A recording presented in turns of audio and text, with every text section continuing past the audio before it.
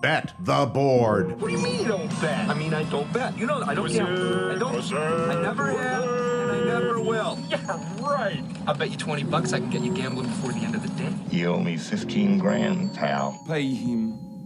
Pay that man his money. It's the Bet the Board podcast. God likes me. He really, really likes me. In the end, I wound up right back where I started.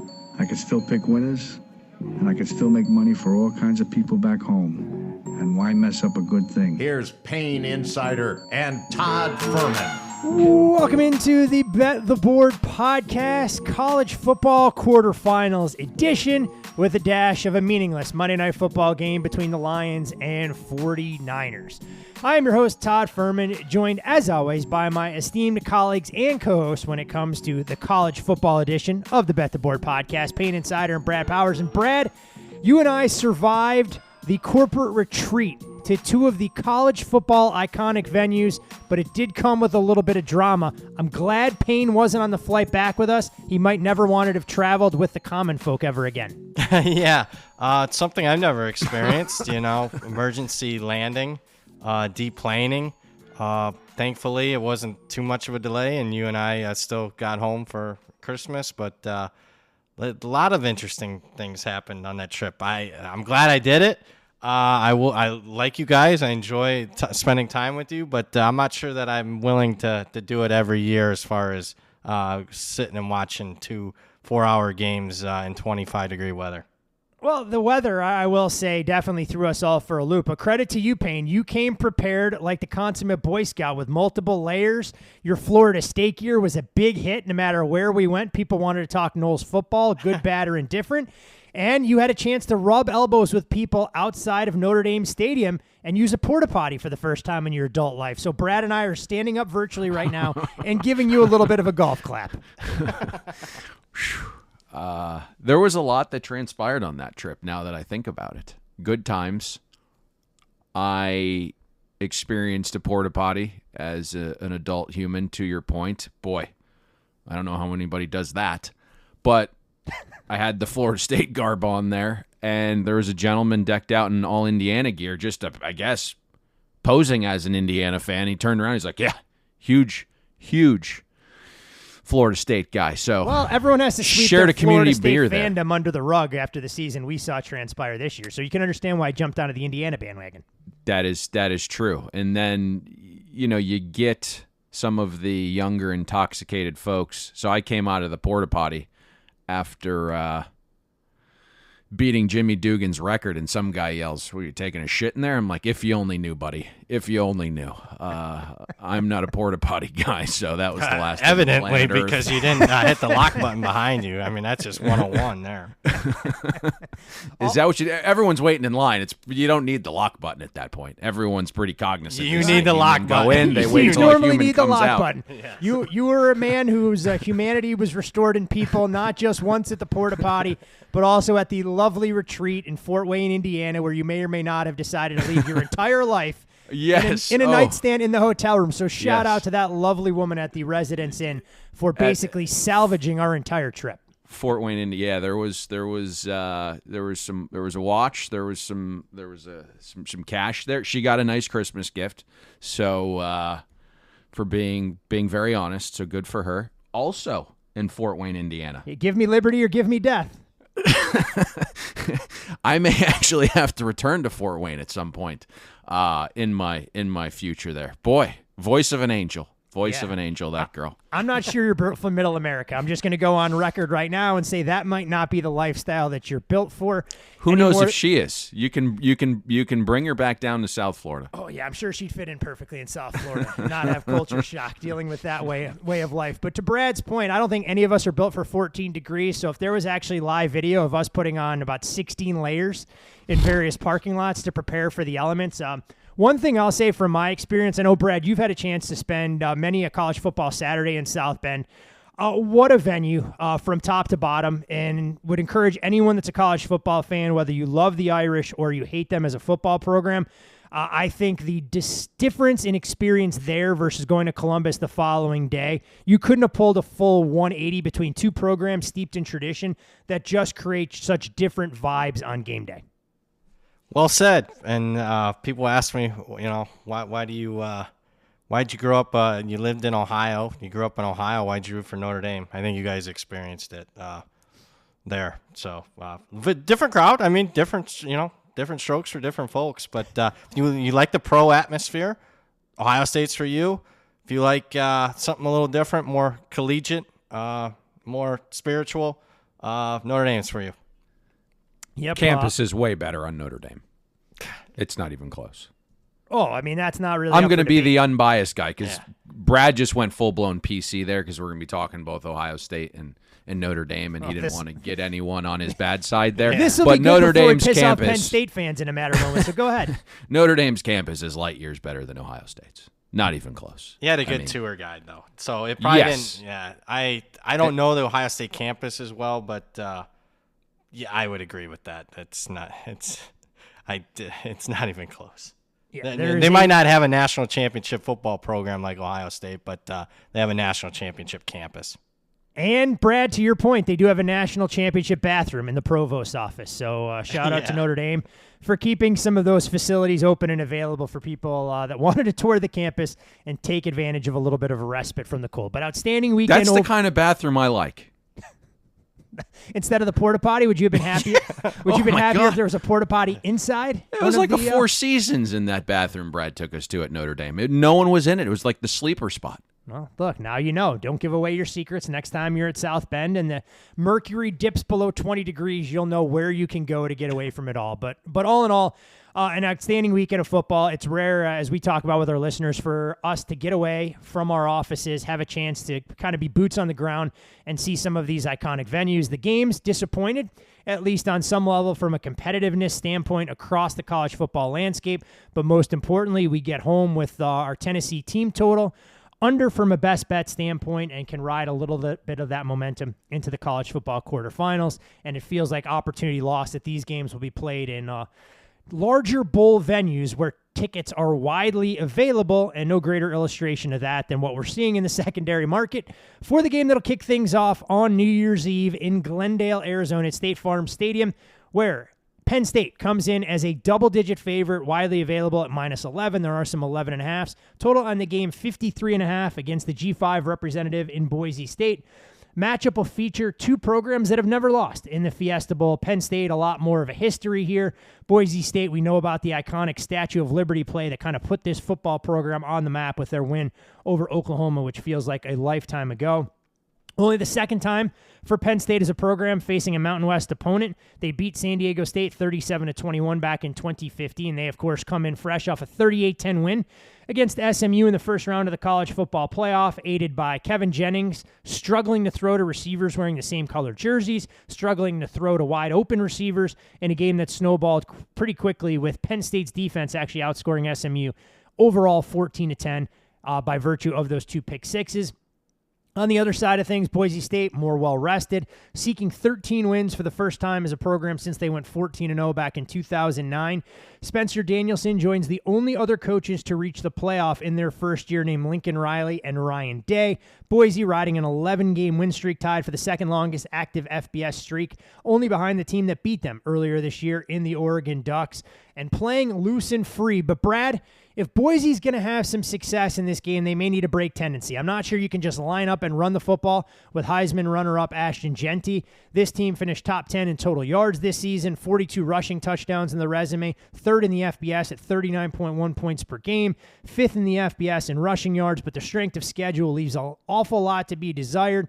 Here comes a Penn State team checking a lot of boxes with NFL-caliber talent along the defensive line that you have to feel can take some of that momentum from the SMU win, step down in class, and give Boise all they can handle and then some in a game of this magnitude.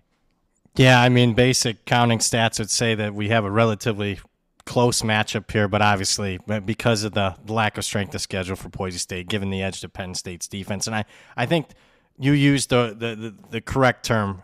Boise State needs to break some tendency. And what is that going to look like? Well, I mean, Boise State has to mix it up. Dirk Cutter's their OC. Done a nice job, but they have to throw on first down. to get Penn State, at least try to get Penn State out of putting 8 guys in the box to stop Ashton Jeanty. And let's start there with the Boise State offense. Obviously, it runs through the guy that should have won the Heisman, Ashton Jeanty, 132 yards away from breaking Barry Sanders' single-season record, although needed more games to do it. This is a guy, if he has a big game in this one, I mean, has a chance to have 2,000 rushing yards after contact in a single season. Records for missed tackles forced, and Penn State is a team that, has struggled tackling, particularly against teams that play in space. The problem is Boise State doesn't like to play in space. So you don't have to change your entire script that got you here, but you're going to have to mix it up a little bit. Maddox Madsen's fine for what they played. And speaking of that strength of schedule, 80th is where I have it in my strength of schedule rankings. Only threw 3 picks, took care of the football. That's going to be a necessity, especially when you compare what Kevin Jennings did against Penn State in the last game. Madsen most comfortable, like most quarterbacks, when you got a good run game going. You're going to be most comfortable in play action. They run play action 37% of the time. But when he's just back there being a standard drop back passer, 98th in the country, well below average. And again, that's against a below average strength of schedule. An obvious passing down situation. So we're talking 3rd and 4th down, 4 more yards to go. Number 118 in the country. So obviously imperative for Boise State to have early down success. There's some weapons to be had here. I've liked Cam Camper at wide receiver all season. I think he's one of the more underrated group of 5 wide receivers in the country. I like the tight end, Matt Lauder. We've seen in previous games teams like a Bowling Green have success going to the tight end against this Penn State defense. The problem Shout is, out Harold Fannin for breaking the record, by the way. Another guy I know it should have been the Mackey Award winner. And Payne will talk about the Mackey Award winner as far as Penn State's offense. There's problems here, though. Will Madsen have time? Because Boise State, despite playing a below-average schedule, 22% pressure rate allowed, not even in the top 50. Casey's their best player at left tackle. He'll be matched up with Carter. I'm more worried about, if he can't handle Carter, then it's going to be an extremely long night. But let's just say he's even with Carter, although I have doubts there. It's the other guys up front that Boise State just hasn't seen that caliber of player, besides the Oregon game at the very early start of the season. There's again, I'd like to see a lot of first down passing. I know the tendency you want to run Jeanty as much as possible, but obviously Penn State on the other side is going to load the box. You look at the basic counting stats for Penn State. We've been saying this a while now. They look great. 6th in yards per play, 4th in total defense, 7th in scoring. I've been saying no for a while. I think they're overrated. And you look at some of the teams that have a lot of success. USC, Ohio State, Oregon. Hell, even SMU move the football at times. You play them in space, get them out in space. They're not a great tackling team. And they can be had both, via the run and the pass. But that's not what Boise State does. So, if we had a team that had a similar style offense to an Oregon or an SMU, I think I'd be a little bit more optimistic. But we don't here. Boise State, it really depends on how Boise State wants to play. They play in a phone booth. I don't think they have a shot. I think Jeanty would struggle. If they mix some things up, then they can have some success here. But clearly, for me, it's a Penn State edge here on this side. What a favorable road for the Nittany Lions. A home game against SMU and a game on a neutral laying double digits against Boise State with a chance to get to the college football playoff semifinals. Offensively for Penn State, Payne, look, they didn't have to do a whole hell of a lot against SMU because the defense did some heavy lifting, but the numbers workmanlike for their starting quarterback. The running back tandem finally got on track and continues to build on a little bit of that momentum as we've seen them run for 481 yards as a group in 2 postseason games against run defense ranked top 25 nationally. It started against Oregon where they had some success, were able to carry that over against SMU. Brad kind of alluded to Tyler Warren and the do-all mentality he has as a quarterback, as a receiver, as a running back, and the way that they try and get him the ball in space. and it's an offensive line that has done a very good job in protection that's going to get tested, at least in theory, by the strength of this Boise State defense, which is their ability to generate a pass rush. And if Boise State doesn't get home, it could pose some problems because this secondary, even by Mountain West standards, leaves an awful lot to be desired. So bettors that I speak with that are highly respective have made cases for both sides of this game. And I think you can maybe see why, because there's still questions about both teams. And you mentioned Penn State not needing to do much on offense. They didn't really start well in that game either, but they went out, they exceeded expectation against SMU. But to me, we were listening to the play-by-play in the car. I went back, got home, watched the game. The 28-point win is just, it felt different than other 28-point wins. It didn't feel dominant by any stretch. I didn't bump Penn State's rating heading into this week because it played to the one game state where SMU couldn't compete, right? Having to chase with Jennings in known passing situations. And to me, the game's probably different if SMU picks up 1 yard and takes a 7-0 lead on their opening drive. It's different if Penn State doesn't score multiple non-offensive touchdowns. For Boise, I struggle with how good they actually are. I mean, they didn't really coast in conference down the stretch like I expected. I think if you believe Boise is that team that traveled to Autzen and went blow for blow with Oregon and should have won if not for the Ducks scoring multiple special teams touchdowns, then you'll never get to 11 on this game, ever. Personally, I think Boise caught Oregon at the perfect time. That was a far different Oregon team back in week 2 than what they are now. Offensive line was injured and struggling. Dylan Gabriel learning a new system, getting familiar with new weapons. I mean, hell, Oregon struggled with Idaho week 1. And so it's possible we're thinking about Boise in too high of a regard because of that week 2 data point, because they have what should have been the Heisman winner, right?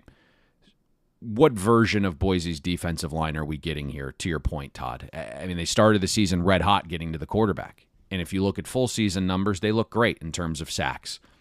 Defensive line havoc metrics are fantastic. Tackles for loss figures are quite stellar. But the defensive line tailed off late in the season. 27% pressure rate against Utah State. 21% pressure rate against San Jose State. A game Boise could have lost. 20% against Wyoming, 30% against Oregon State, who was a gigantic mess late in the season. It's very difficult to kind of accurately peg how weak Boise State's schedule was. If Boise can't disrupt the line of scrimmage, I don't think they have a shot of stopping Penn State here, and they'll get shredded if they can't disrupt the line of scrimmage.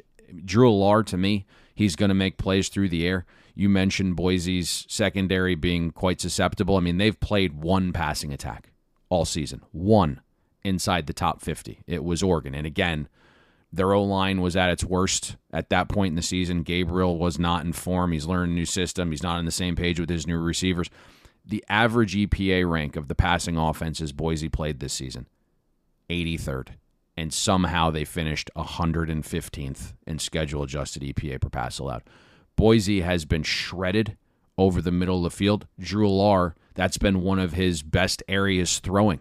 I mean, if you just look at all the quarterbacks and say, hey, intermediate, middle of the field, Drew Allar stacks up with every single quarterback in the country in terms of the eliteness of that, right? He's right up there with the Cam Wards. And that's where Warren probably is going to have some opportunities. Andy Kolnicki calls a pretty balanced offense, but when he does have Allar throw it, it's kind of in this attacking manner. It's with purpose. On the ground, Boise, when I watch them and compare it to the metrics, they do a pretty good job shooting gaps and making plays, but there's a counter to that as well. They can get knocked off their spot, and that creates lanes. They can be out of position at times, and all told, Boise's outside our top 75 in yards allowed before first contact. Penn State's offensive line, inside our top 25 in yards created before first contact. So let's see how often Singleton and Allen are able to kind of get going before that first contact point. After first contact, could be a problem too. Out of 134 college defenses this season, Boise's graded out 133rd in tackling. Boise ranks dead last, 134th in missed tackle rate with a 20% missed tackle rate, and that's against a lower level of football. So on paper, Penn State's offense has a real ability to score here, boys. Final question to you, Brad. In terms of looking at the market for how you've moved these teams throughout the season, Boise State improved in terms of your overall ratings, Penn State up or down, or how have you assessed these teams with now 12-plus data points on each team's respective resume? Yeah, Penn State slightly up. I was pretty relative to market expectation coming in this season. I thought they were a 10-2 type of team, so slightly up for them. Boise, you think, I'd be way up. I mean, they won 12, 13 games. No, only a half point up on them. Keep in mind, I was pretty high on Boise, and we were all over them, having them win the Mountain West over the win total. Yep. So I was already ahead of market on them relative to expectation. But I think Payne mentioned it. I mean, go back through that stretch, down the stretch of the Mountain West. I mean, really struggled with Utah State. San Jose State was one of the most misleading finals of the entire college football season. Wyoming game wasn't good. I mean, they were not great down the stretch. I mean, and even the UNLV game in the Mountain West Championship, a couple plays different, and that could have been a much closer game. So, the more Payne talked about this, there might be some opportunity here. It'll be interesting to see the final game of calendar year 2024 and the first of our 4 college football quarterfinals from the Fiesta Bowl. Penn State an 11-point favorite against the Boise State Broncos. We'll ring in the new year on New Year's Day with Arizona State against Texas. I don't think any Sun Devil alum, fan, girlfriend of players, coaches believe that they would be playing in a game of this magnitude coming into the season, given where they were pegged and what we saw on the football field from them last year. But here we are, Arizona State, an 11.5, upwards of a 12.5-point dog at some shops against the Texas Longhorns in the Peach Bowl at Mercedes-Benz Stadium in Atlanta. Arizona State seeking their second 12-win season in school history, finished 12-0 back in 1975 as a member of the WAC. This was their first 11-plus win season since 1996 when the program was led by Jake Plummer under center. And the Sun Devil players have said all the right things. They've taken and embraced this underdog mentality that has paid dividends all season long, dismantling Iowa State in the Big 12 championship to punch their ticket to the postseason. In a game here, they will be down one of their top defensive backs in the first half in Shamari Simmons, who was suspended with a targeting penalty against Iowa State in that second half. Matched up against the Longhorn side, seeking their 13-win season for the third time in school history, something they accomplished in 2005 and 2009. They now have back-to-back appearances in the college football playoff, or they can have back-to-back appearances in the college football playoff semifinals. Lost 37-31 to the Washington Huskies a season ago. They got here on the heels of a 38-24 win against the Clemson Tigers. 24 points allowed, though, was the second most allowed by the Longhorn defense in a game this season after giving up 30 against Georgia and 24 in their trip to Nashville to take on Vanderbilt. Did have a tandem of backs eclipse the century mark in Jaden Blue and Contravion Weisner. Brad, Arizona State offensively, one of the things they've done as well as any team in the country is hold on to the football. Top 15 in the country when it comes to time of possession. Sam Leavitt has shown his maturation as a quarterback and was forced to do it in the conference championship game without his leading wide receiver in Jordan Tyson. But let's not sugarcoat it. This Arizona State offense runs through their backfield, and Cam Scadaboo, who you mentioned Ashton Jeanty and what he did after contact. Scadaboo's broken 92 tackles this season and gained 1,085 of his 1,568 yards rushing after contact. 69% of his yardage coming after the first contact defender and doing things that we haven't seen as a runner and a receiver in quite some time. Texas defensively, you have to imagine they'll be a little bit better than what we saw against Clemson and Cade Klubnik. The season-long counting stats are outstanding. The efficiency numbers are great. And from a one-dimensional standpoint, you'd think Texas sells out to stop the run and makes Arizona State prove that they can beat them over the top of the passing attack. Yeah, provided Texas does not utilize the Iowa State game plan as far as how many guys you put in the box on a consistent play-in and play-out basis. You got to give the edge here to Texas's defense. But Brad, credit to Iowa State. They did deploy that same defensive strategy in the Pop-Tarts Bowl against Miami. They just had slightly different results, but figured, nope, there was no reason to commit an extra man as they continue to get gashed on the ground by the Canes. Yeah, no matter what. What was the draft day quote? No matter what, you got to take that guy. Iowa State, no matter what, 3-3-5, no matter what. Unbelievable. But as far as this game goes, kind of very similar to the other game, at least when I'm looking at this side of the ball. Obviously, got an Arizona State team. Almost everything runs through their running back, Cam Scadaboo. Probably should have been in New York for the Heisman. In my opinion, he would have been higher on my ballot, but very similar. Breaks, you mentioned it, breaks a ton of tackles, second behind Jeanty in rushing grade as far as nationally. Utilized considerably in the receiving game, especially screens, and you can imagine they're going to be pretty screen heavy here. You let the Texas pass rush get up the field a little bit. You hit them underneath on some screens, and Arizona State 24% screen rate on 24% of their pass play screens, first in the country.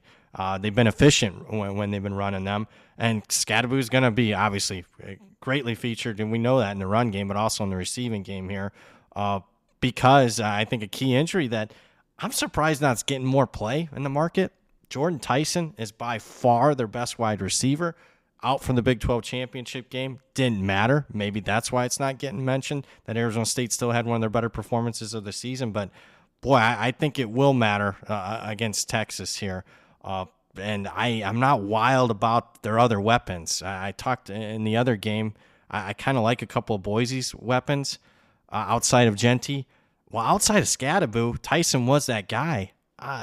Mateer at tight end, Guillory, Stovall, they don't scare me, other than maybe Kenny Dillingham, who obviously we love here, and Arroyo maybe being extremely creative and coming up with some creative play designs.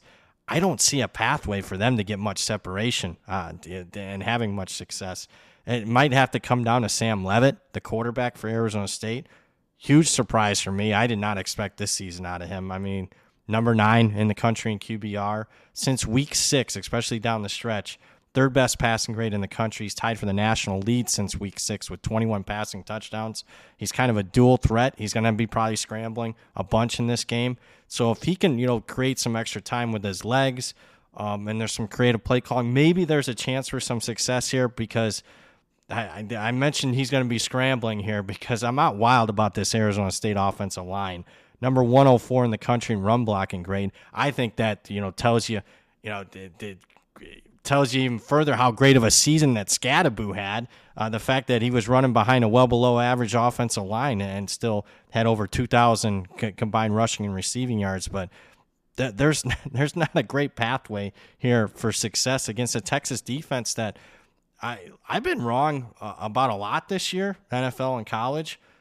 I don't know if I've been more wrong about a single position group more than the Texas secondary, who obviously struggled big time, was a weakness on the team last year. I pop on the spring game.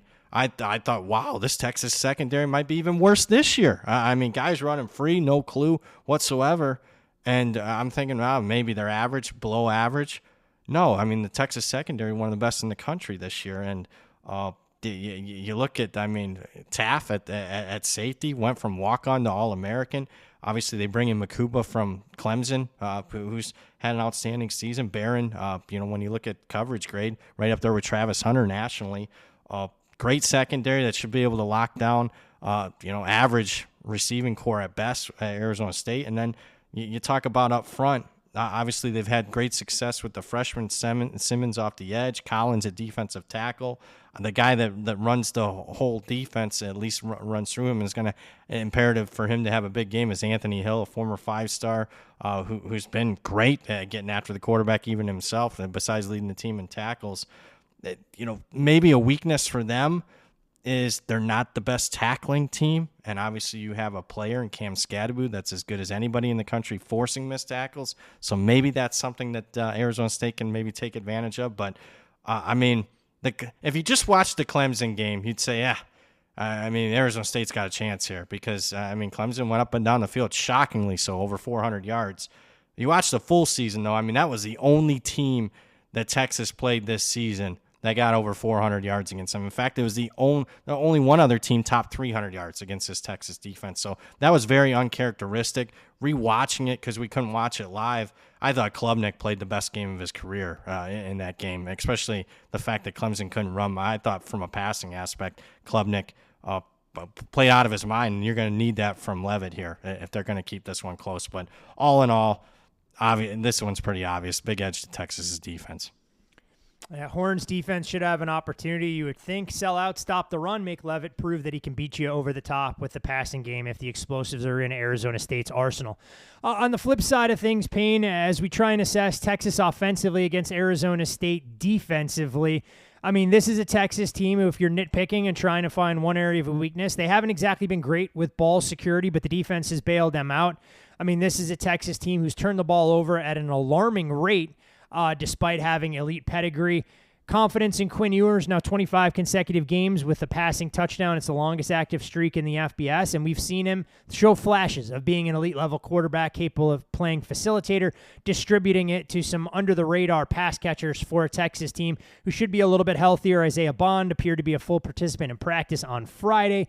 Gunnar Helm, their tight end, continues to go out there and prove to be a matchup nightmare against an Arizona State team that has been solid against the run, giving up just a shade more than 115 yards per game on the ground, ranking them inside the top 30 in the FBS. But the pass defense hasn't exactly been where they're at their very best. Look, it's a sum of all parts greater than any individual for Arizona State, but Texas clearly has a defined path. Can they go out there and execute against Kenny D's defense? That's the question. And I'm interested to see, we probably should have talked about it maybe with the last game, but in general, I'm going to be intrigued to see how these teams with a true rest and prep advantage fare. We know late season buys in the NFL matter, right? It's a thing. The data tells us as much. And those are professionals that are used to these elongated seasons. It's uncharted territory at the college level, but it has to be worth more than zero. So I'm interested to see what Arizona State's defense potentially can come up with here. Knowing Kenny's mentality, he's not going to play to keep this close. I think they're going to be aggressive. Matchup-wise, it'll probably be a square mindset, but I'm just not sure how Arizona State gets stops. Yes, their run defense has been solid, top 50 in success rate and EPA per rush allowed, a little bit better than that actually in yards per rush allowed before first contact. The Texas O-line hasn't really been a bully in terms of creating room in the run game, but Blue and Wisner are very good creating after first contact. Blue has actually been really elusive, so Arizona State will have to tackle better. They graded out 70th in that regard, barely inside the top 70 in yards allowed after first contact. But really where I think, this side of the matchup gets decided is through the air. Quinn Ewers is becoming quite polarizing. There's a lot of professional bettors that are down on him. And listen, I could see that if your target hasn't moved. If you're judging Ewers against being the number one quarterback recruit in his class as a top 5 NFL pick, then he's well below that level current day. In terms of just being a college quarterback, I think Ewers is more than sufficient and has played most of the season through a pretty significant ankle injury.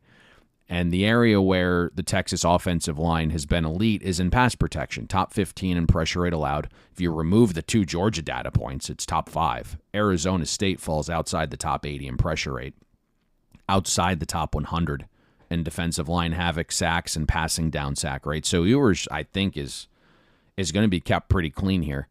All signs point to Isaiah Bond being back. That's huge. Matthew Golden is coming off his biggest game of the season against Georgia. Silas Bolden seems to have a more defined role now. The freshman Ryan Wingo has been solid. Gunnar Helm is having a breakout season at tight end. So it's very difficult, when Sark rolls out that elite script and game plan, it's difficult to key on anybody. And I just kind of wonder what this would look like had the scoreboard been reflective of what was going on the field, because Texas could have been up 21-0 against Georgia. Sark's menu is quite large, and Arizona State has struggled in the secondary. They're outside the top 90 in passing success rate allowed. Looking at, I think, the talent level it very much feels like, to your point, Todd, Arizona State's defense has overachieved this season. The schedule of opposing passing offenses Arizona State has faced is kind of laughable. Not a single inside our top 30 in schedule-adjusted passing EPA. The 13 opponents have an average passing EPA rank of 69th. So if you're unlikely to get pressure and you're stepping up in class relative to other passing offenses faced, it's not a great combination. I actually think what Brad said towards the end is probably the biggest factor in this game past Texas's passing offense, in that if you were kind of a casual fan and you watched some games and then last week you really like entrenched yourself and said, hey, I'm going to watch Clemson and Texas, and you drew from that Texas's defense wasn't really good, I kind of go back to the old Allen Boston handicap of college basketball with the 25-5 rule, where you're going to play 20 games to your level, 5 way above your power rating, 5 way below it. This last week was a way above game for Clemson's offense. Cade Klubnik was returning home to Texas and put on a show. And I think the other factor here is like Bryant Wesco and TJ Moore, like they're going to be bona fide NFL studs. Yeah, good point. And Antonio Williams is good. And Arizona State doesn't have anybody like that. That said, boys, Todd and I sent you this. One group sent me Arizona State plus 14, and I just kind of like, okay, you know, that kind of keeps me off. And then like 45 minutes later, it's you know, it's getting buried, right? And it's down to 11.5. And so the market agreed with that. I didn't join the party. It's certainly a different conversation at 14 than the one we're having here at 11.5. But I mean, this gets down much further here. And like if you can get Texas 10 flat, that would be somewhat intriguing to me. Somewhat? Yeah, I'm curious. Well, listen, you're not the big Texas guy. You everyone hates yours. I've kind of been a little higher on him. I know that was shot so, at me. I No, it wasn't. No, it wasn't it's everywhere. I mean, I hear it from Todd every time they play that the kid sucks. Hold on a second. I say that the kid does not perform to the level that he was billed as a recruit. I don't say he sucks, but I don't put him in that upper echelon, that elite pantheon of college football quarterbacks. That is correct. Everyone in my college football circle here doesn't like him. So I end up, you know, leading with you guys because you guys are the college guys. And so like, okay, maybe I'm not seeing something here. And I mean, even with those performances last week out of Klubnik in the receiver group, it's like they still didn't meet expectation. Like Texas still covered. Oh. And it's weird. Like you see that gear. Like they're down 7-0, and we're just kind of like tracking the play-by-play. You look 10 minutes later, it's 28-7. It's like, and of all the teams, and I don't know if Texas is going to win it, right? I think if Ohio State plays to their peak or Oregon plays to their peak, they're better than Texas. But what makes this so interesting is if you put all the teams together and you said, like, which team doesn't have the massive hole? It's probably Texas, right? The other teams have some holes. They just also have higher peaks, and I think that's what's going to make this the conclusion to the college football playoff pretty interesting. Will be interesting to see where the next move comes in. As we know, for games like this and their standalone time slots, the general betting public typically waits until about 90 minutes before kickoff when they roll out of bed on New Year's Day, looking to try and get their money in to a market that has already been shaped by professional bettors. Speaking of professional bettors, you can follow a pair of them that provide our analysis on this podcast at Brad Powers at 7 on social media at Payne Insider. You can follow him there as well. You can follow me at Todd Fuhrman. Most importantly, though, for all things Bet the Board podcast related, be sure to follow the podcast at Bet the Board Pod. Gentlemen, from the two appetizers, no disrespect meant to those 4 teams participating in the quarterfinals, the 2 main courses will take place in the Rose Bowl and the Sugar Bowl. The Rose Bowl pitting a pair of Big Ten teams in a rematch from a game that we saw earlier this year at Autzen Stadium, where it was Oregon outlasting Ohio State as modest short home underdogs. They'll enter this game with a very similar price tag attached. Ohio State, a 2.5-point favorite in the Rose Bowl in Pasadena. Total on the game up a touch from where it opened, 53.5, now to 55. Plenty of 55.5s, though, throughout the market, and even a 56 at a prominent shop as well. Third college football playoff game ever between teams from the same conference, something that we'll no doubt see a lot more frequently in the current construct. Third Rose Bowl meeting between Ohio State and Oregon, and it'll also feature a matchup between two of the most accurate passers in all of college football. Ohio State's Will Howard on one side, Oregon's Dylan Gabriel on the other. They share the exact same completion percentage, depending on how you elect to round at 73.2%. Oregon, the lone undefeated team in all of college football, winners of 14 straight games, longest streak in program history, and longest active streak in the FBS. They've done phenomenally well against ranked opponents, 7-2 straight up, 7-1-1 against the number the last 9 meetings. Ohio State looking to avoid losing to the same team twice in a season for the first time since 1894, a game that we all remember all too well when they got knocked off not once but twice by Wittenberg University.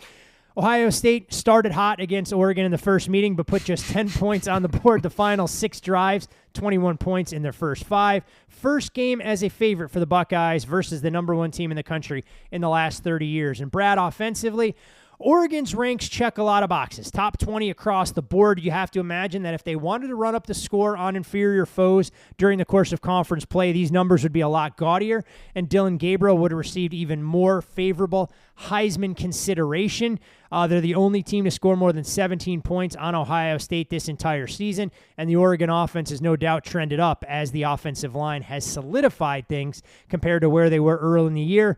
But for this Buckeyes defense, from a counting stat standpoint, sufficiency numbers, this unit is elite. But you do begin to wonder the strength of schedule and the opponents that they faced since playing Oregon, where they've clamped down. It's Nebraska, Penn State, Purdue, Northwestern, Indiana, Michigan, and Tennessee. This is a different level offensive attack they're going to face from Dan Lanning and Will Stein. Yeah, I mean, the basic counting stats say that Oregon's really good offensively. I mean, you're in the top 15, yards per play, yards per game, scoring. But again, as usual, Todd, you brought up, they haven't necessarily pushed it into high gear every single game for all 60 minutes. It's kind of like they've shifted down a little bit and haven't pushed what their true capabilities are.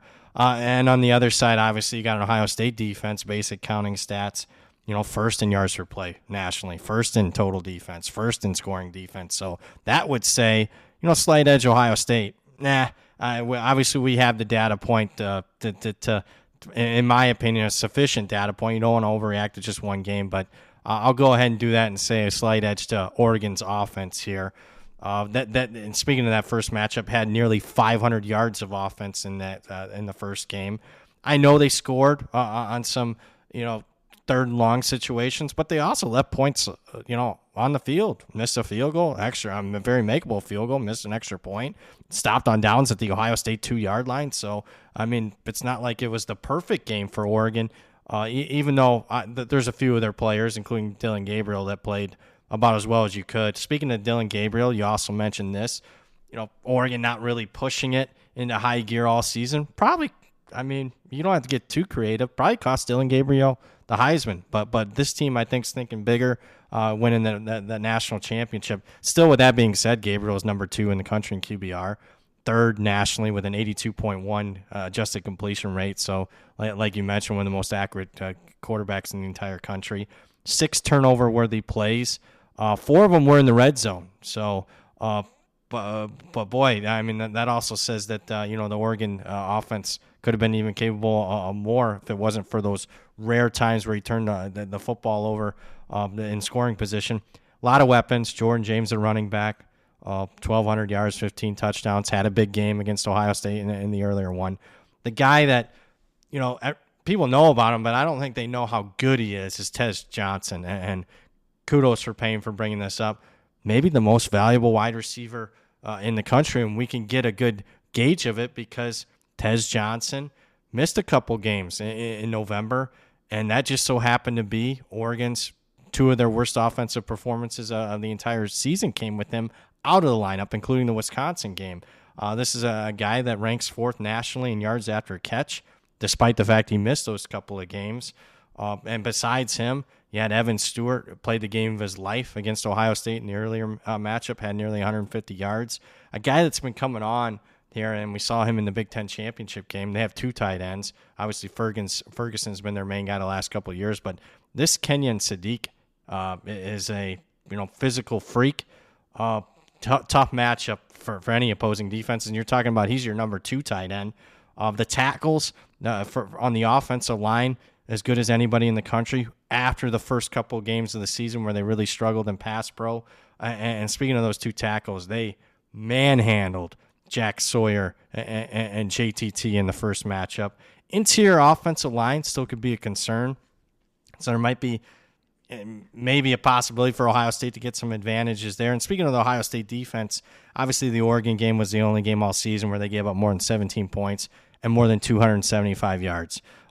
So there'll have to be some adjustments on this side of the ball. And we all like the defensive coordinator. What the adjustments need to be made for me is I'd like to see a little bit more of a rotation on the defensive front. In some of these big games the last couple of seasons, felt like Ohio State's got worn down at times late in games. Sawyer and JTT, I already mentioned them. We saw that firsthand. Row 2, 40-yard line. Thank you, Payne, for those seats.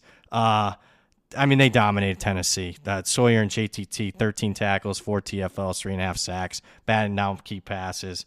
I will say, watching that live, there was some opportunities there that Nico was a little too tentative, that I would expect a guy like Dylan Gabriel to maybe take advantage. I expect the Oregon wide receivers to get much better separation. Speaking of separation, we saw the Oregon wide receivers really take advantage in the earlier matchup.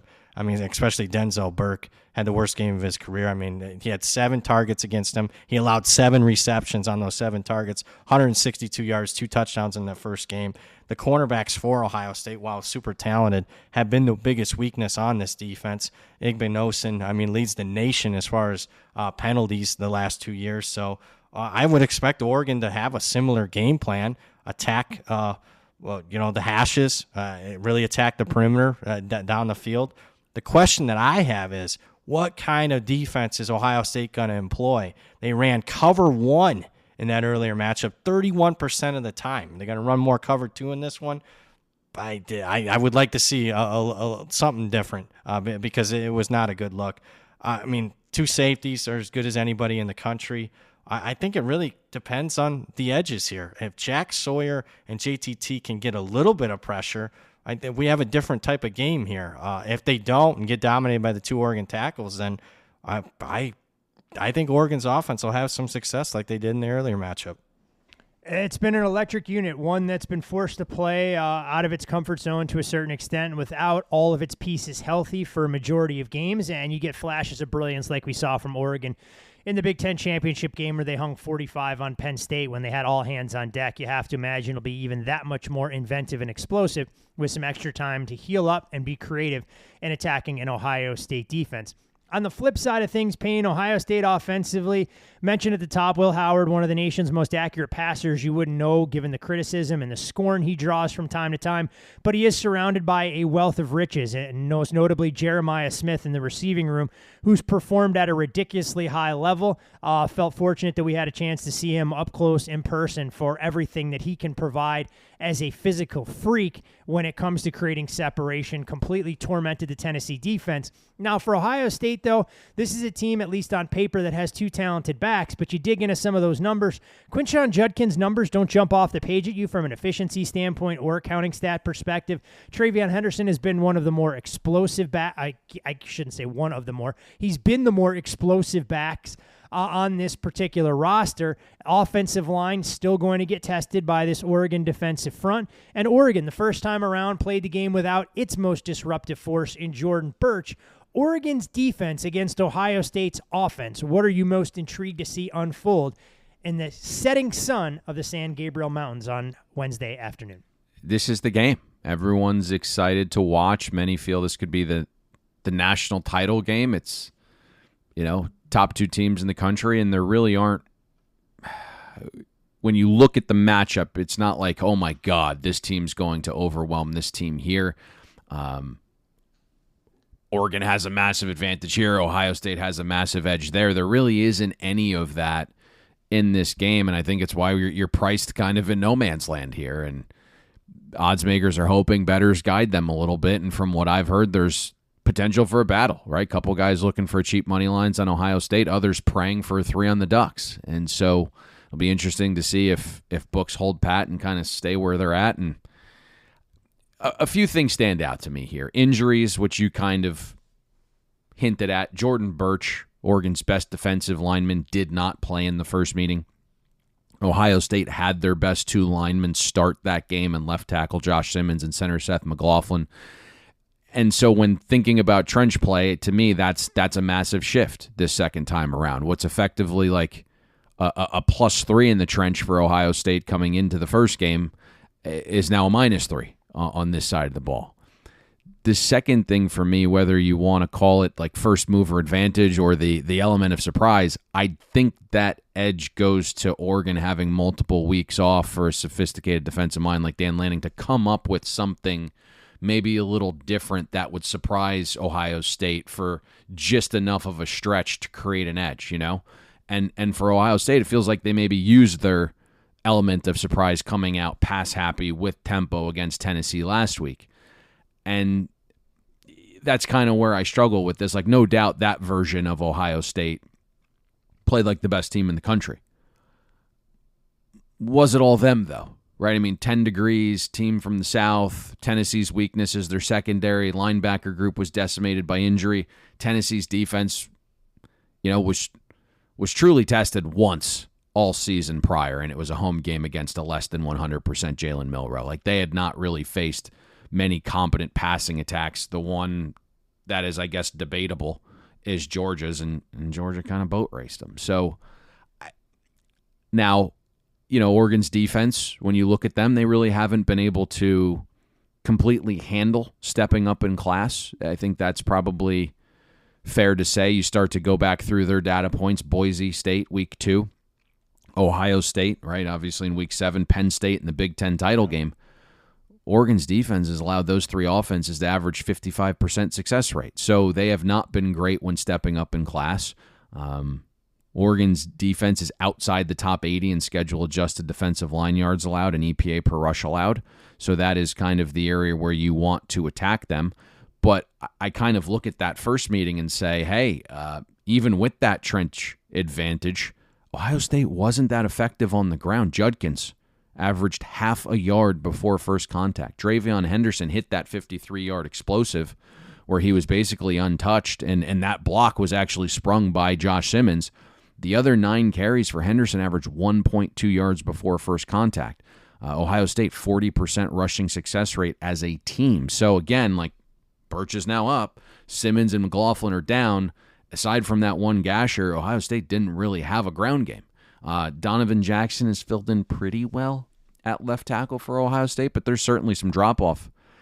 So if the Buckeyes are one-dimensional here, it makes things more difficult because you have to be able to run on Oregon. That is their weakness. That is their hole. Will Howard in the first meeting. I saw the numbers, went back and watched the game in full. Again, another quarterback that has kind of been in the college game for a long time that we don't necessarily view as a big-time prospect, and so that maybe gets distorted with his ability at the college level. He was a freaking magician in that first game. He was pressured 12 times. He was only sacked once when he was tripped, so the sack avoidance was bonkers. He was pinpoint accurate, 3 for 4 on deep throws, 134 passer rating with 2 touchdowns to the intermediate area, and then he was 19 for 20 on short throws. I mean, that was against a Duck secondary that finished top 5 in schedule-adjusted success rate and EPA per pass allowed. Are you going to get a repeat effort from Will Howard? I know everyone focused on him not getting down fast enough at the end of the game and calling a timeout to where you could set up the potential game-winning field goal. But you aren't even in that game if Will Howard doesn't play to the level he did. He was fantastic. And so that's what is difficult in assessing this one. Like, whichever of these units plays their A game is going to win because there really isn't like a massive matchup edge here. Oregon's been elite defending passes thrown to the outside. Ohio State's thrived throwing passes to the outside. Like, something has to give. And I think if you're looking to back Ohio State here, you'll say, like, hey, first meeting was in Autzen. The Buckeyes were the better team down to down with a 7% net success rate edge. If you want Oregon, you'll say, hey, first meeting, we were down Birch. Ohio State was fully healthy up front. And the Ducks scored 0 points on trips to the Ohio State 2 and 26-yard lines, like Brad mentioned, plus a botched extra point. So you could have a game of the year here. It doesn't mean it's anywhere close to the bet of the year. And I think that's maybe, the point you have to have in your mind is like, we're in the midst of bowl season, right? I don't know how many great games are in front of us, but the games behind us, like you start to play this out in your head. It's like, you could have laid 6.5 with Syracuse. You could have taken 4.5 with BYU. Like, Ohio State, Oregon isn't one of those games that has that large of an edge, and it kind of becomes a little bit more difficult in my mind to like invest money on this game when we had that behind us, and thinking about it from that perspective. Like, these games aren't going to have a massive discrepancy in a number here this late in the season with these types of teams. Always a little bit of food for thought that the best games to watch aren't always the best games to bet, and there's a reason that this game hasn't touched any of the key numbers and has kind of hovered in no man's land, anywhere from as low as 1.5, where it opened upwards of 2.5. We'll see if a 3 does pop, or you continue to get support for Oregon driving the number closer to pick'em. Total did get bet up a touch from 53.5 up to the key of 55, and now plenty of 55.5s. There was one shop out here in the desert, 54.5, when we started recording. No longer the case. 55, the lowest in the market. 3 quarterfinal games broken down as eloquently as we know how, and the crown jewel where for this game all we're going to do is we're going to roll out the ball and let Brad, a diehard Notre Dame fan, break down both sides of the ball, where Payne and I take a break to try and refill our water bottles and grab a little breakfast. No, all kidding aside, Georgia a 1.5 point favorite in the Sugar Bowl against the Fighting Irish. Total on the game 45, gentlemen.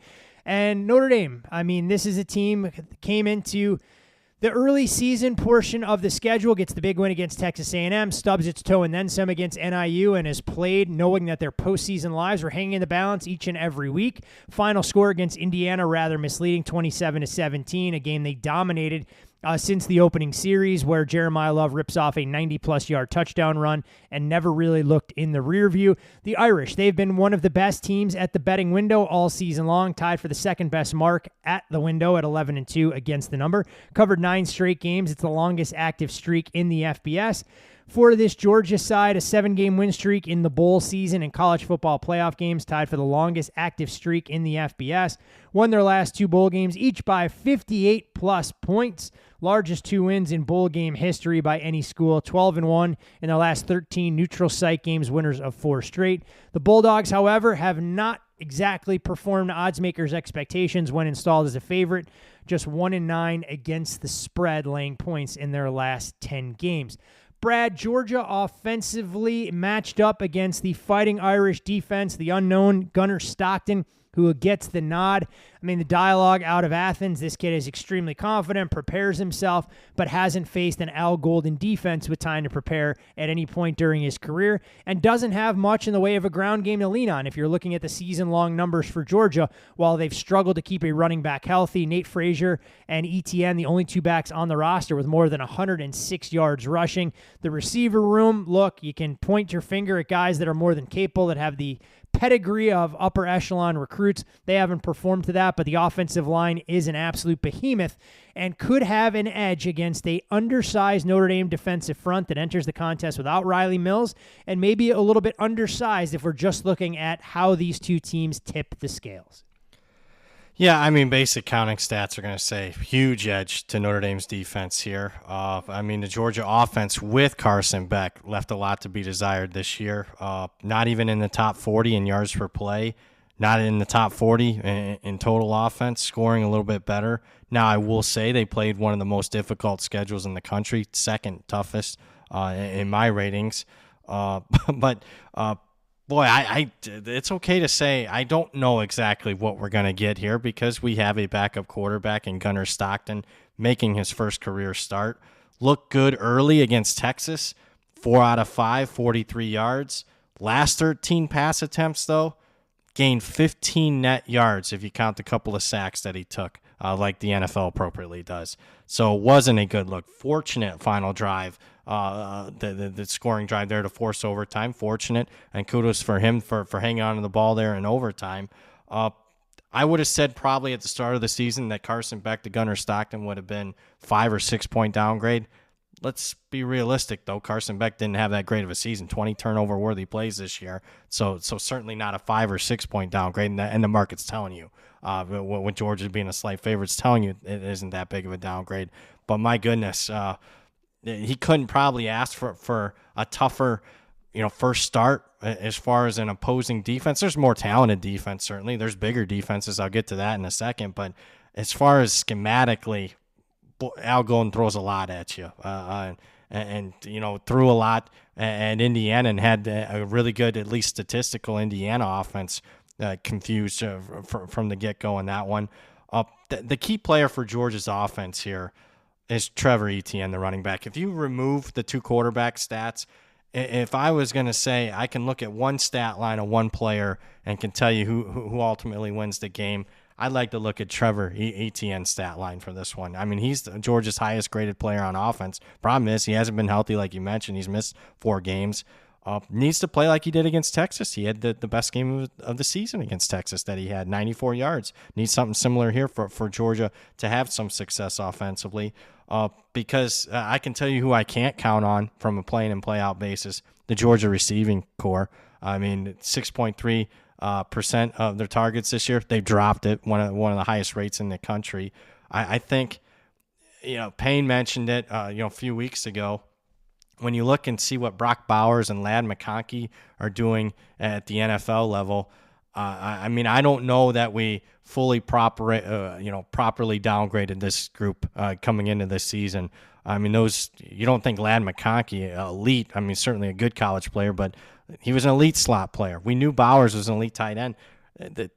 Georgia's recruited really well, but Arian Smith, Lovett, Dylan Bell are fine, but they're clearly a step down. And you look at Notre Dame's secondary and the opposing side, probably similar in skill and obviously statistical wise to Texas. And you look at what Georgia did against Texas' secondary as far as the throw game, 175 yards and 136 yards, and that's 6 to 8 quarters with Carson Beck at quarterback. And now you're going to more run-heavy quarterback. So don't see much success for Georgia's passing attack. It's going to come down to mano a mano on the interior in the trenches, where Georgia could have an edge here. I know where they do have an edge, like you mentioned, on the scales.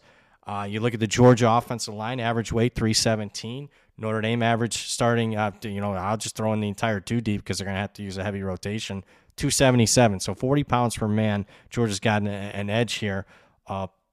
It's a Georgia offensive line, again, not fully healthy for a majority of the season. Ratledge, probably the least their best offensive lineman coming in the season, missed a few games. Wilson has actually been the center, their best offensive lineman this entirety of the season. Problem is, they're going to get a run-heavy box here. Notre Dame's going to play a ton of man coverage. They already like doing that, and this matchup calls for it. So Notre Dame's going to load the box, try to put, to compensate for them being a little light in the britches. Going to put their linebackers up there in heavy run support. And Georgia doesn't run well against heavy boxes. 96 in the country, 2.8 yards per carry against heavy boxes. So I don't see a lot of pathway here. The pathway could be, you mentioned Riley Mills being out for Notre Dame on the defensive front. Led the team in sacks this season from the defensive tackle position, 7.5 sacks. Keep in mind, Notre Dame already lost earlier this season, their top 2 edge rushers, so it is getting to be a pretty depleted front 4 up there. The back sevens, taking the fan aspect out of it, I think I don't know how much more you could expect out of this group, at least relative to just recruiting ranking. I think it's the best secondary and back 7 in the country. It starts with Xavier Watts, 2-time All-American, 13 interceptions the last 2 years, more than any player in college football. Leonard Moore fills in for an injured Benjamin Morrison. The reality is he's played better than Benjamin Morrison, who was expected to be an All-American, especially at run defense. Kaiser and Bowen will be ultimately important here in the run game, trying to get Georgia into some 3rd and longs. Notre Dame's played a ton of heavy boxes this year, 211 snaps with 8 guys in the box, 4th most in the country. Probably helps when you're playing a couple of option teams, but I don't think they're going to have to get too much out of their wheelhouse. They're going to play a ton of man coverage. They have the highest graded man coverage grade in the country. They're number 1 in the country in passing success rate allowed, number 1 in EPA per dropback, number 2nd in pressure rate. So load up the box, but with concerns about your defensive front, try to confuse a quarterback making his first start. You add all this together, unless out of nowhere Mike Bobo calls a game like Todd Monken and has a bunch of tricks up his sleeve here. I don't see a pathway for Georgia's offense to have a ton of success other than maybe running in between the tackles a little bit. We'll go to the other side of the ball in just a second, Brad, but you mentioned the offensive coordinator, and we know how fondly you think of Al Golden and his game plan. You have to give Notre Dame a decided edge there in the coordinator battle on this side of the ball as well, correct? I do, and when we're watching the game, obviously it's different when you're watching from the end zone. Indiana was running it a ton early in the game. We're like, why are they doing that? Well, Al Golden was kind of baiting Mike Shanahan, I forget, what's his Shanahan's? I want to say Mike Shanahan. Shanahan, the offense coordinator for Indiana. And quarterback Rourke, well, they're running the light boxes, and they're doing it, on purpose. And I just think if you're able to confuse what I think is a good offensive coaching staff in Indiana and a very experienced quarterback into running in the light boxes as far as the RPOs, I can't imagine what they'll be doing pre-snap to Stockton. So you would like to see Georgia dial up some mesh concepts and maybe some get Notre Dame confused a little bit. But how complicated can you get on a quarterback here? Especially, I've been saying for 2 years now, I think Al Golden's the best DC in the country, and I think Mike Bobo over the last 2 years has proven to be a step down from what they had at Tom Monken. Hey, and by the way, you were right, Brad. It is Mike Shanahan. I know it's funny to say that, but he is indeed the offensive coordinator. Not just that Mike Shanahan for the Indiana Hoosiers in that regard. Payne, Notre Dame offensively, Georgia defensively. Mike Denbrook going to have to figure out some creative ways to get the Irish playmakers into space, knowing that Georgia has been relatively stout when they want to be along that defensive line, especially in the interior. Riley Leonard, I know a lot of people pointing to the success that Haynes King had in that good old-fashioned hate matchup between Georgia and Georgia Tech, that if Notre Dame could just replicate that game plan, they'll be able to get things going offensively. But against Indiana, Jeremiah Love and Jadarian Price, if you back out an explosive run for each of them, weren't really able to run the football consistently against the Hoosiers front, and you have to imagine that Georgia's going to provide a little bit of a stiffer test. The one thing that the Irish have done well is target receivers, a different one nearly every week. It was Brandon Faison having a career day against Indiana, and he had been injured early in the year, a little bit of an afterthought, but it's more all-hands-on-deck type approach. Georgia defensively, look, tons of 4 and 5 stars everywhere. They dealt with injuries to some of their key difference makers throughout the season, but from a counting stat standpoint, the defense has allowed more than 20 points per game through the first 13. It would be the worst scoring defense since Kirby Smart's first season in Athens. The run defense giving up more than 128 yards per game. It's the most allowed in a season since 2018 when they surrendered north of 130. So by Georgia's extremely high standards, this stop unit hasn't been elite, but all it takes is one game to get back on track, and a regular season that's been hit or miss can quickly be forgotten. I kind of look at this game and it feels almost program changing for both sides. Notre Dame is trying their best to get back into the elite tier of college football. And I think a win here certainly cements that idea, even if Georgia's down a couple ticks this year. And then we see cracks in the foundation for Kirby Smart and Georgia with what's transpired off the field, and it feels like that sloppiness has carried over to the field multiple times this season, and I think maybe the Dogs can silence all that noise with a win here and another title run. But specific to what you're asking me on this side of the ball, if Kirby can't put together a defensive game plan with extra time to prepare against this version of Notre Dame's offense, the future, I think, really maybe starts to come into question for me a little bit. If you're a Georgia fan, your hope is the opposite of maybe the narrative out there that Georgia Tech's offense had success. To me, you're facing Georgia Tech the final game of the season, and now you have 3 weeks to prepare for a similar style run-first offense with a mobile quarterback and elite running back with many of the same concepts. Kirby Smart should be able to figure out how to slow down Notre Dame. that's quite literally one of the best warm-up games you could have before trying to defend Notre Dame. And Notre Dame doesn't have the pass catchers that Georgia Tech had, and had being the key word there before the transfer portal came into play. A couple of things that stand out. Like on the surface, Georgia's not been that dominant defense you said there at the top, Todd. Like they've been pushed around some up front this season, outside the top 70 in defensive line yards allowed.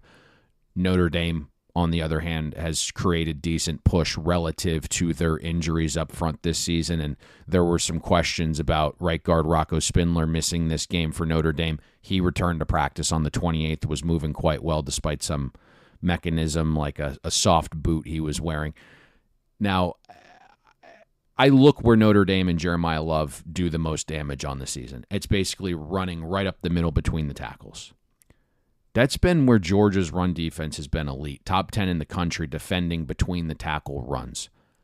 I don't really know if Notre Dame can use like the base run schemes here. It almost feels like Denbrock has to find creative ways to get Love and Faison, who you mentioned, into space. If I'm just kind of combing over the data and I'm Kirby Smart, my game plan is pretty straightforward. I'm moving an extra defender in the box to stop the run because I'm not worried about getting beat by an explosive pass on the outside by Notre Dame on early downs. I'm just not. On passing downs, I'm lowering blitz rates and going with stunts, and I'm sticking with the heavy zone coverage concepts behind that. The young Notre Dame offensive line has struggled protecting against stunts this season. If Georgia gets Notre Dame into third and medium plus and chooses to stunt, show some sim pressures, and play zone behind it, this becomes really difficult for Notre Dame's offense. Now, the defenses Notre Dame's played the last 10 weeks haven't been able to get Riley Leonard into those situations enough. It's much easier said than done getting Notre Dame into third and medium plus. But it's an Irish offense outside our top 90 in passing down success rate when faced with that situation. I don't think you want to blitz Riley Leonard. That's kind of when you activate the legs and it becomes a scramble drill. You want to kind of keep him contained in the pocket. I mentioned zone coverage. Kirby plays some form of it on nearly 73% of dropbacks this season. That's a positive, I think, against any mobile quarterback. You want your defenders looking at the mobile quarterback, not with their backs turned towards him. And against zone coverage this season, Riley Leonard has more turnover-worthy plays than big-time throws. Against man coverage, Riley Leonard hasn't recorded a single turnover-worthy play. Not one. You want to make Riley go through his reads, go through his progressions. You don't want to make it easy for him with like a one-on-one matchup. You want him to throw it accurately into a tight window. I think you have to go with your priors on this side of the ball. And the priors indicate that Kirby Smart, with extra time, should be able to devise a game plan in a big game against an offense like Notre Dame that doesn't check every single box. And so I was a little surprised to see some over money come into the market here. Now, once it reached 46, it got smacked back under. We're back to 45. In my mind, listening to Brad on that side of the ball, and I'll be candid, like I thought Indiana could do more offensively. Even being a big Al Golden guy, I thought he was maybe not the recruiter needed down in Miami, not the key orchestrator, but defensively, I thought he always came up with good game plans, and that continues to be the case. Indiana, whatever that game plan wasn't very good. Offense. It was like they went in there to play and keep it close. I mean, even some of the decisions. Obviously, the interception on first down, throwing into triple coverage for Rourke, changed the complexion of that game because one play later, it's a 98-yard touchdown. But I mean, you're punting from the Notre Dame 37. You're punting from midfield. It was such a conservative game plan that you didn't really attack Notre Dame in any of the spots they could be potentially vulnerable. Now, I'm not sure Georgia has that ability. And the only way you can kind of see this getting squirrely is if these quarterbacks are stuck in these third and mediums, third and sevens, and it creates short fields with turnovers. Or, God forbid, one of these teams has to play catch-up. That's really the only style where you'd be like, oh, my God, this is this is going to fly over is if the turnovers start happening. Clearly a fast track indoors, so weather isn't a big deal, but I was a little surprised by some over money, and then it wasn't too surprising to see that kind of get whacked back into place. Again, another interesting game here where, the information is differing a little bit. I've been hearing some sharp Notre Dame money, and then, I'm not really going against Brad on a Notre Dame game. So, it's difficult. I wish, we had more actionable stuff for these big games. It's just as you play them out in your head and start to think about them and look at numbers, it's like these games they're priced pretty damn well. And there are a lot of no man land games where it's like, typically like, okay, listen, Georgia's got a backup quarterback here. Maybe we get a stupid number. And you're just kind of buying a number that's off and you don't really think about anything else. That's not really the case here when you're looking at the line where it is right now. So just been difficult for me on some of these big games. It's always an interesting dynamic on a variety of fronts when you see games of this magnitude and the level of efficiency that we see in the betting market. 4 college football playoff games that should be fun to watch, and we'll see which 4 teams emerge with a chance to vie for a national championship when they'll do battle in the semifinals more than a week from now. One final game, though, guys, to get to, and this one a little bit anticlimactic compared to everything that's at stake in the college football games coming up. That, of course, being Monday Night Football between the Detroit Lions and the San Francisco 49ers. The Lions taking money against here on a Monday morning. We're seeing the 3.5s and even the 4s that were out there move to juice 3s throughout the course of the market. Total hasn't really blinked as we sit at 50.5. The Lions, they know the task at hand. This game really means nothing in the grand scheme of things other than exacting a measure of playoff revenge. It won't go far in helping them secure the number 1 overall seed or help in a quest to win the NFC North. That'll all come down to Week 18 when they play host to the Minnesota Vikings. Meanwhile, on the flip side of things, the San Francisco 49ers, you may need a program to recognize some of the players that'll be out there for the Niners, not just along their offensive line, but at the skill positions as well, for a team that has been beaten and battered throughout the course of the season.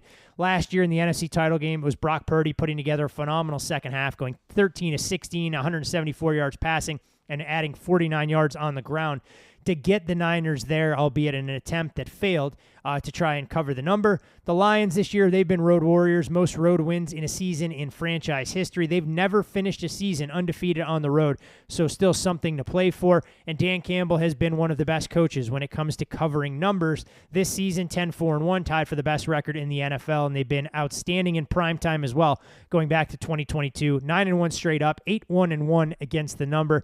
Payne, it seems like splitting hairs. I can't quite make a whole lot of sense of the number coming down unless people believe that the Lions are going to sit players or we won't get a full complement of offensive execution. But that's never been Dan Campbell's MO. He talked about the importance of this game and trying to play for a little bit of playoff revenge. Hard for me to make a compelling case to back the dog here as the number continues to trend in their direction. But what numbers and or matchups are you looking for that find you most intrigued for a game that probably won't get all 6 of our eyeballs on it when it kicks off tonight around 8 o'clock Eastern? I'll just be completely honest. I think you said it well there at the end, is that this is a game that I don't really have much on, and I think this is one of the few times we're just creating content for the listener, and this is a meaningless game. It was rendered meaningless based upon how the Vikings game ended, and I think that's why we saw some money come into the market on San Francisco initially there. Dropping that from 3.5 to 3 was that, hey, Dan Campbell might sit some guys. That's just never been his MO. We saw it last year. We saw it a couple times before then where these games, they're going out to win these games. In terms of San Francisco, this really is not a dog that I want to back. If I'm looking at like full season data and just looking at a power rating, like my number's 5.5 on a neutral. So what are you giving to home field advantage here? At the same time, how are you factoring in some of the injuries that you alluded to? I mean, right now the way to beat the Lions is take advantage of their defensive line, their front 7. With the injuries they've gone through. Are the 49ers the team to fully take advantage of that? I mean, we know Trent Williams is out for the season. If you look at any of the metrics that grayed out units, this was probably an average unit with a Hall of Famer at left tackle. He's not there. Aaron Banks, also down. Spencer Buford, also down. So you're down at least 3 starters along that 49ers offensive line. Colton McKevitz went from a light practice on Thursday to 2 straight DNPs, and he's highly questionable. So there's a real chance that the 49ers are down 4 starting offensive linemen. So how do you attack that weakness of the Lions defense when you have problems of your own up front? With an extremely deep and talented 49ers backfield. The other thing that we kind of saw the market move on was Nick Bosa being upgraded. I mean, he is everything to the 49ers defense. When he's on the field, that unit's allowing a 59% completion rate, about 6 yards per pass attempt, about a 3.5% touchdown rate. All are top 5 in the league. When he's off the field, ooh, Nelly. That defense is pretty porous, and we know Jared Goff has been susceptible to pressure. I just feel like if the Lions care about this game, and think about Dan Campbell in general, he's kind of a petty dude, which I love petty. And this is a team that basically knocked you out of the playoffs last year. They ended your Super Bowl run. So there is some idea behind this game being a little bit more meaningful for the Lions than just, hey, next week is our season. Next week is about the division. So it's just never been the Lions' MO. For me, going to look at some props, and that'll probably be the gist of it for me on this side. Brad, you have anything that maybe catches your eye? No, maybe, and I'll run this by you guys. You guys are the experts. I don't know. A game that renders a little bit less meaning. I got an offensive line that can't take advantage of Detroit's weakness on defense. Any thoughts on the under? That would be the only way I'd look.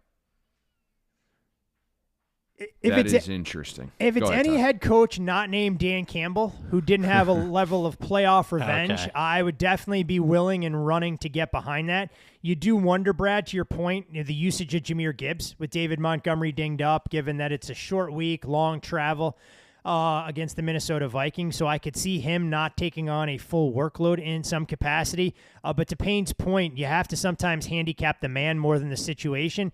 And if Dan Campbell has a chance to drive a hammer through your heart or put a nail in that proverbial coffin, I have to think the Lions would love to go out there, put up a crooked number, but maybe they do take their foot off the gas if they're up comfortably, midway through the third quarter.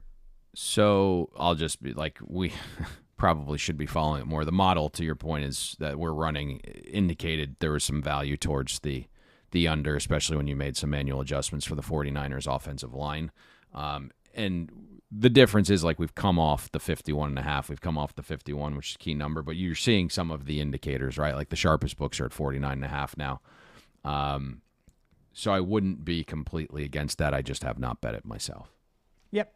Logic definitely makes sense. And you look at the numbers and what they suggest here. You wonder where the 49ers will go to try and do their scoring. Almost listening to you guys break this thing down, talking me into a 49ers team total if they don't decide to put up crooked numbers in garbage time, as this offense leaves a little bit to be desired, especially with the concerns along the offensive line. Although every game Brock Purdy plays at this point, still fighting for that lucrative contract extension, whether it comes in San Francisco or somewhere else, as the case may be. You can follow Brad on social media at BradPower7. You can follow Payne there as well at Payne Insider. I'm, of course, Todd Fuhrman.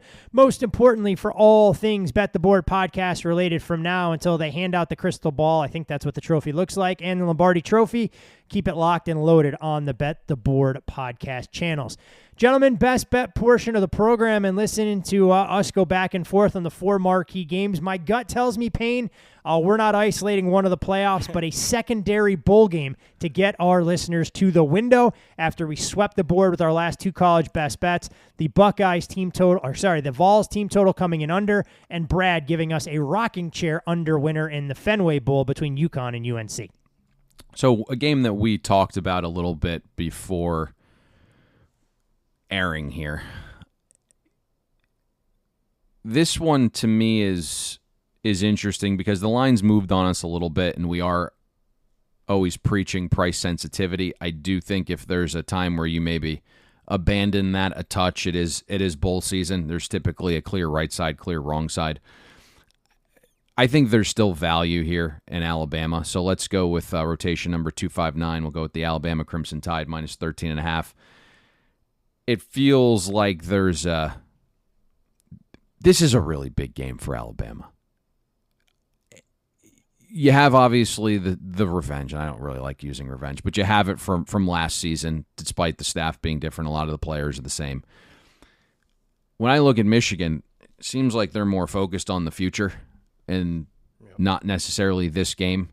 And this is a Michigan team that kind of squeaked into this bowl game, and now all of their elite talent is opted out, whether it's Loveland on offense, whether it's Mullings, their running back, and this is an offense that was already void of real talent, and those are their two best difference makers. But defensively, they were able to at least be competent because you had guys for some points of the season like a Will Johnson, who's projected to be a top 5 draft pick in the first corner off the board. You had a Mason Graham. You had a Stewart. You had a Jenkins. All of those guys are out. And so if you just looked at Michigan in their current form talent-wise, if you told me their win total was more like a 3.5 type team, I would not argue that with those guys currently out. That's how talented these gentlemen are. And it felt like they were propping up some of the poor coaching, felt like they were propping up some of the holes in other areas. I just don't see enough talent here for Michigan, and it just feels like Alabama has a focus on this game, and a lot of their key cogs are going to play. So would not be at all shocking to see this close on the other side of 14.